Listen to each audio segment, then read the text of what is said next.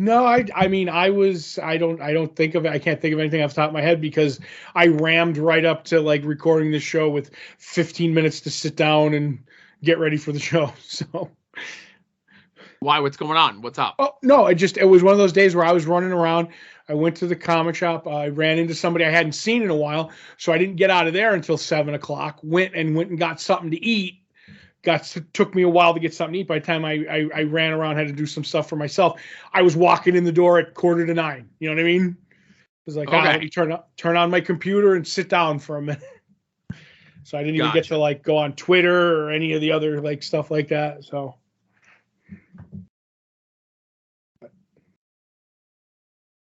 How about you? Anything? No, man, just getting ready for this, As we approach Easter coming up, everyone's like off work and school, but not me. Working from home, there is none of that. Right.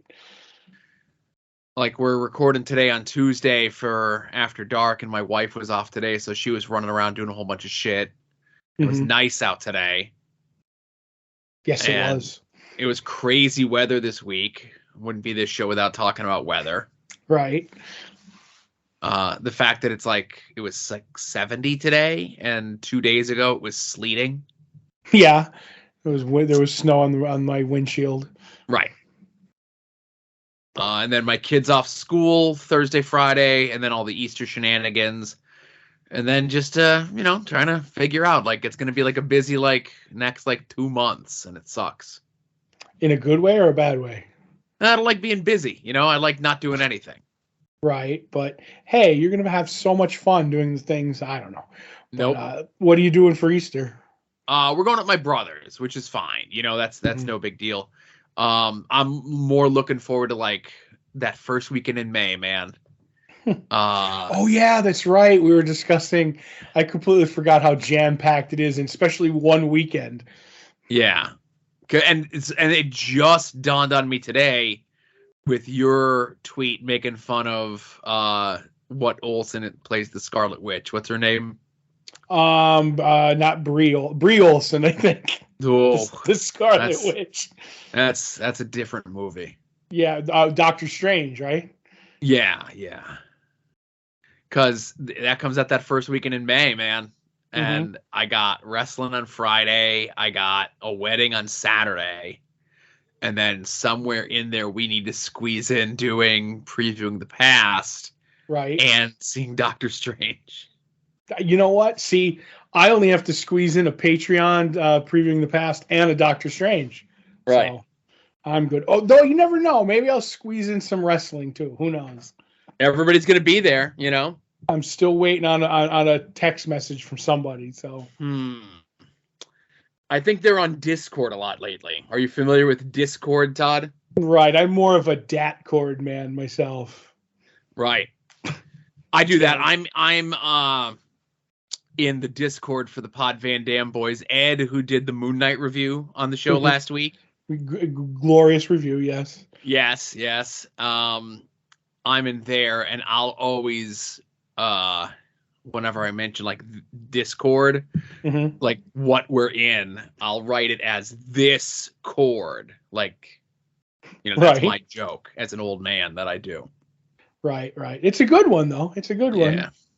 Speaking of groups, I finally got to sell that Nia Rose figure. Yeah, I saw poor Vansky kept whittling it down, Right, yeah, there's and I'd like to thank him because there were short answers as he was getting to me because every time he got to me I was really busy.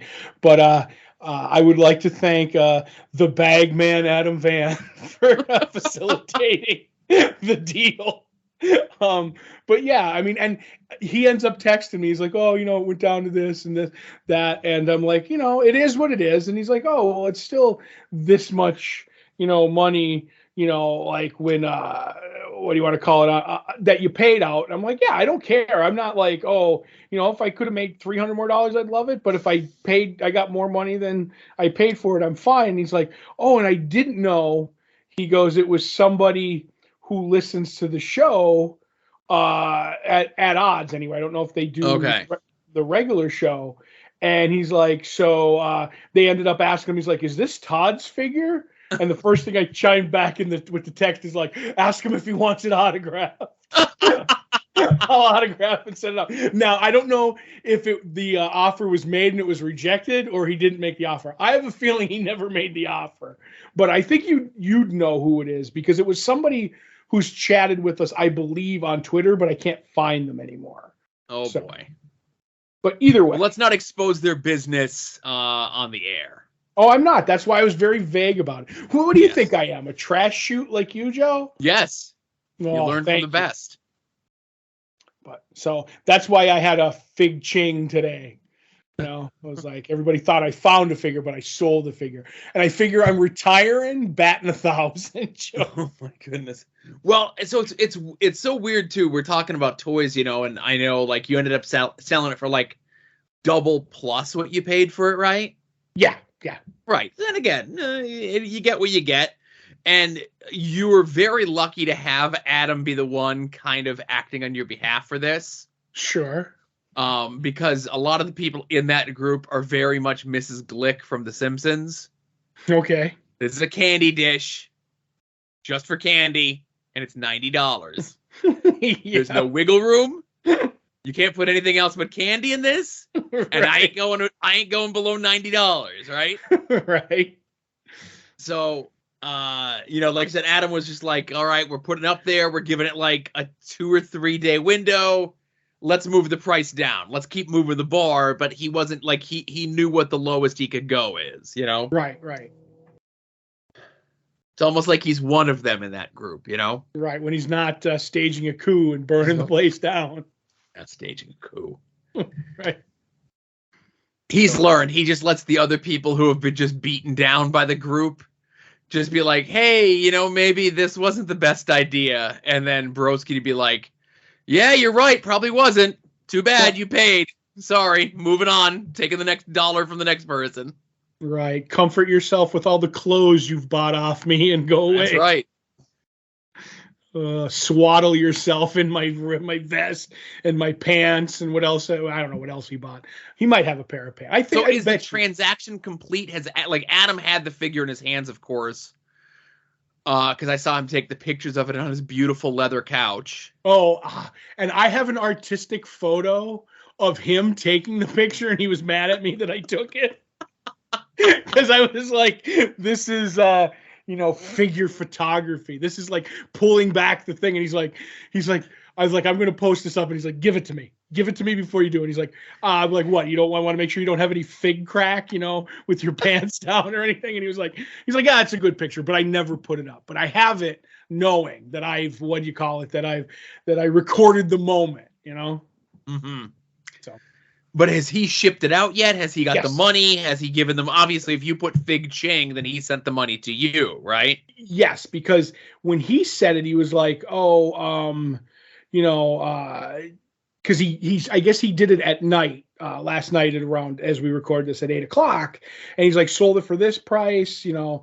I'm waiting on him to pay right now, and I said thanks, and he's like, okay, and he's like, I'll send you the money, and I'm like, send it to me.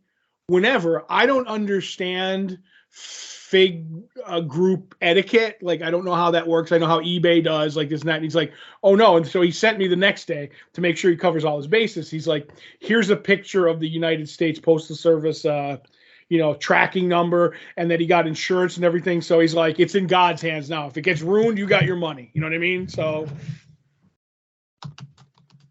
I just that I usually when it comes to stuff like this, if I was doing a third party, I wouldn't send the money to you until the person had their figure.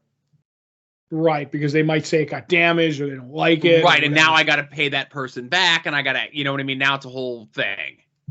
Right, but that's what I said, because I was like, keep it. But I guess with the insurance, he's like, as long as it doesn't come damaged, you know what I mean? Like, then I don't know how all that works, but I don't know. I have my money. Let's see him try to get it back, you know? There you go.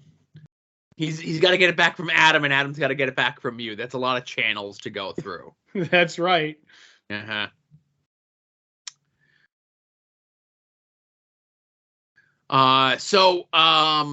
Well, today as we record this, Gilbert Gottfried passed away. Yep, it was surprising. Yeah. And again, so it's so horrible to say, but we had, surprising. Okay. You never expect anyone to pass. There's people that are 99 years old that are still kicking. Betty White almost made it to 100, all this other stuff, right? Mm-hmm. Gilbert was only 67 years old. Right. But I'll say this, I'm an avid listener to Gilbert's podcast, and there's been, lots and lots of repeats, Okay. Usually comes out every Monday, and then it was like every other Monday, and then it was, this year it's been like maybe every third or fourth Monday. And, there was always something there, like there was a, encore of something old from the archives or whatever, but, you can access the archives whenever. And there was just an episode that went up last Monday, and Gilbert sounded good. And there had been episodes previously where it sounded like Gilbert was, and again, I hate to say it, but like was maybe like losing his fastball a little bit. Right. Because usually they'd have someone on and somebody would say, like, there's key phrases and there's key people and there's key incidents that if you say this person's name in front of Gilbert, get ready for a 20-minute soliloquy, right? Right. You say, Richard Pryor, you say, Marlon Brando, you say, what's his name from My Three Sons, Paul Lynde, you say Cesar Romero. It's like you're not finishing the O in Romero, and Gilbert's into the story about the orange slices, right? Right.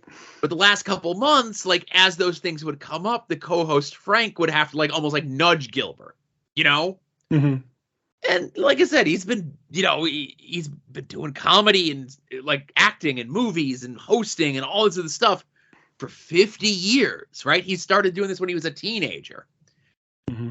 So not everyone could keep it going forever. And, recently there were some pictures and stuff, and he was still relatively active on Cameo. He had it just as a Gilbert cameo, but then he had like multiple character cameos there. Like right. If you want Rabbi Godfrey, you want Dracula Godfrey, you want this Godfrey, you want that Godfrey. They're like all up there as separate cameos, right?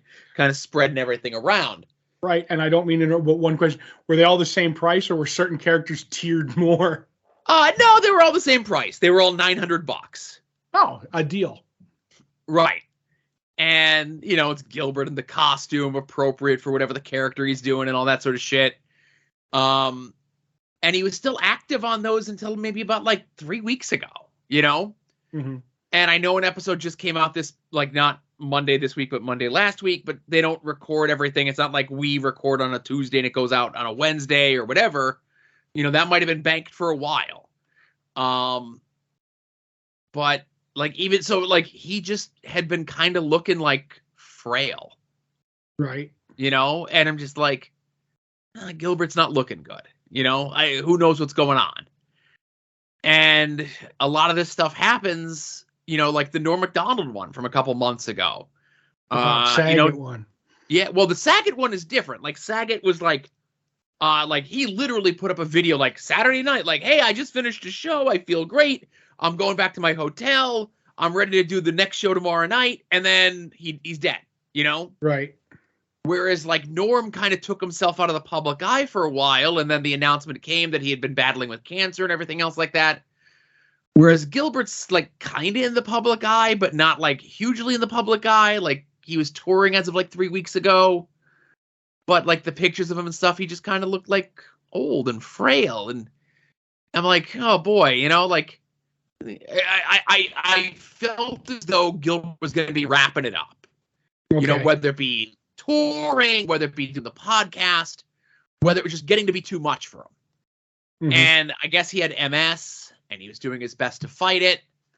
And it sucks, man. Like Gilbert's been a part of like whatever my comedy mind is for the better part of like 30 years. Right.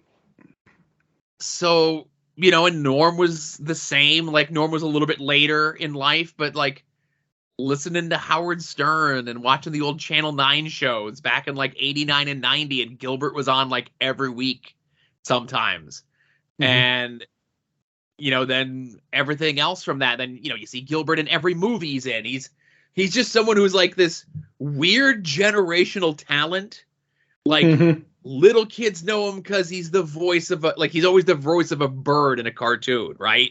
Mm-hmm. Or maybe you know him because you watch the Problem Child movies or the Beverly Hills Cop movies or USA Up All Night or all these other things. Or like you just watch the Comedy Central roasts.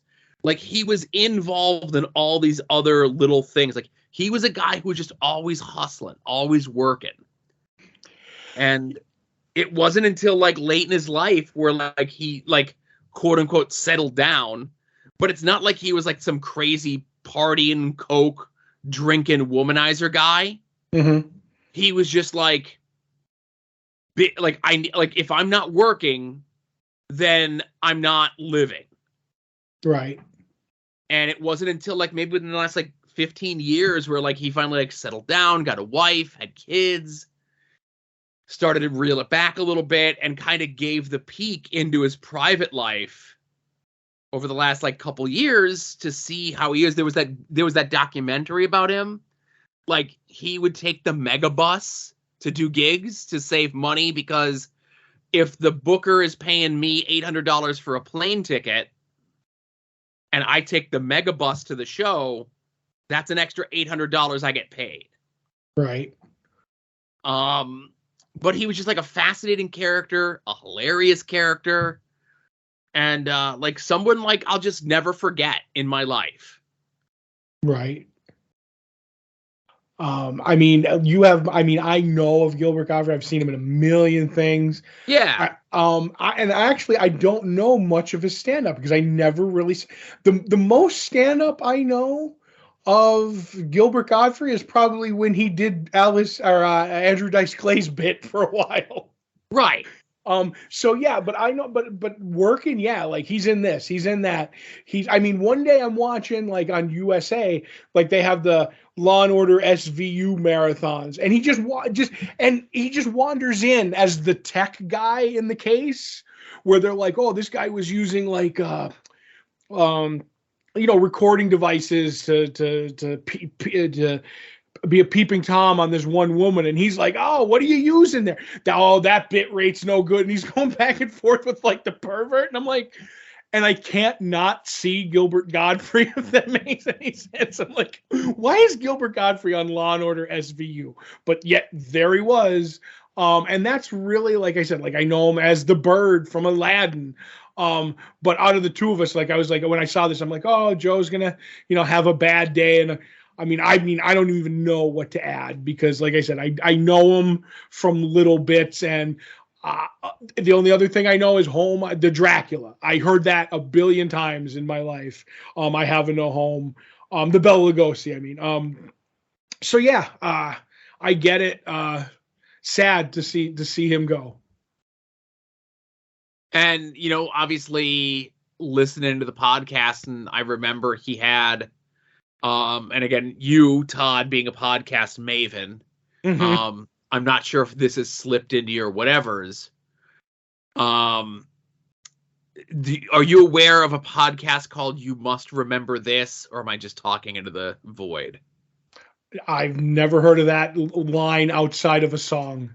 Okay, so it's it'll do it's like a historic podcast where the person will take like something from Hollywood's past and do like a multi-part series on it. She was launching the newest season of it last week, so she was on.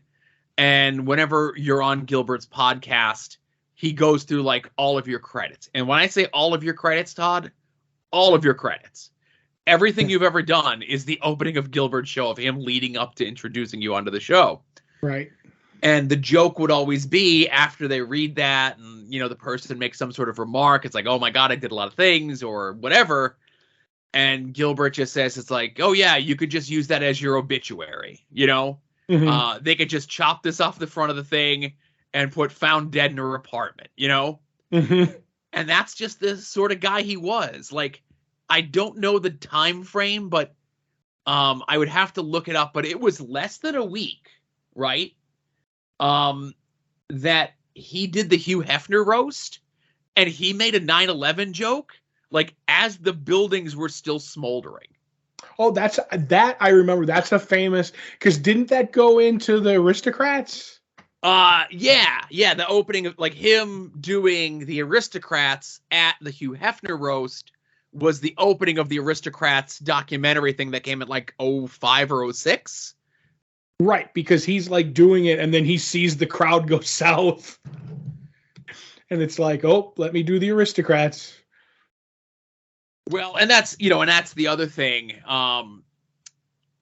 is he was the guy who would be doing like these weird bits. Like, if you saw Gilbert do his act in the 80s, there was, and then you saw him again, like, do it recently.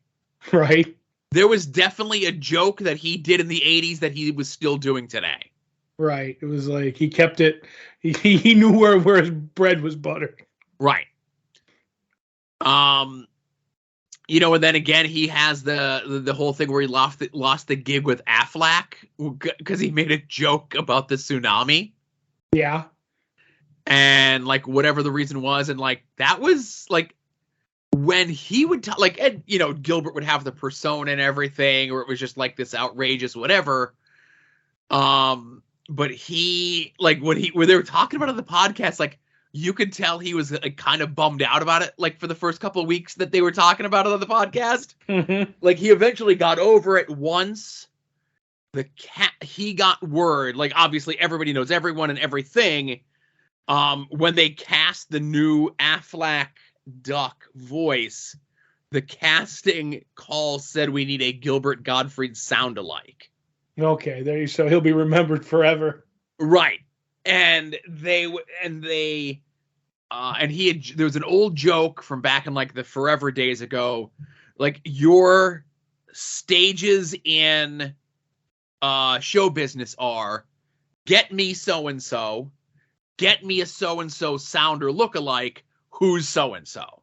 Like, that's your career summed up in like 3 sentences. But like I said, you mentioned about the dice stuff, and again, it's been many years and I'm just repeating somebody else's joke. His joke that he made at the Hugh Hefner roast was that he was late getting there because they didn't have any direct flights to New York. They told them that they all stop at the Twin Towers. Oh boy. Right. And like I said, it was like less than a week from it happening, you know? But he was just a crazy person. What's going on over there? Nothing. While we were talking, I forgot to mute my phone. Todd. It's against the rules of the podcast. That's a cue for me to wrap this up then, I guess, huh? Yeah, though I think he would appreciate this if I asked you. Do they make comedian action figures, Joe? No, I don't think they do. Now, I know maybe if you're a comedian and you appeared on The Simpsons, let's say, they may have made you into an action figure. All right, because I wanted to see a certain picture if they did. Oh, yes. No, I don't think that would happen, you know? Gotcha. So, but yeah, are you going to be okay, Joe? Yeah, no, I'm going to be good. It was good to talk about it, you know, like it came through while I was at Super Secret Science Job. And like we were busy, so it was like tough to like kind of process things, and I was doing stuff in between like the little bits and the whatevers that I was doing. But yeah, like I said, he'll be missed, you know, whatever genre of something. Like and I'll wrap this up, he was even involved in a bit in wrestling as well. But I'm sure Gilbert just saw it as a gig. Had to be 90, 91. there was a Phil Collins NBC special. Okay. Oh, boy. And in the Phil Collins special, it was like him debuting some sort of music and with skits around it and whatever the hell it was. But there's a bit in there where Phil Collins wrestles the Ultimate Warrior.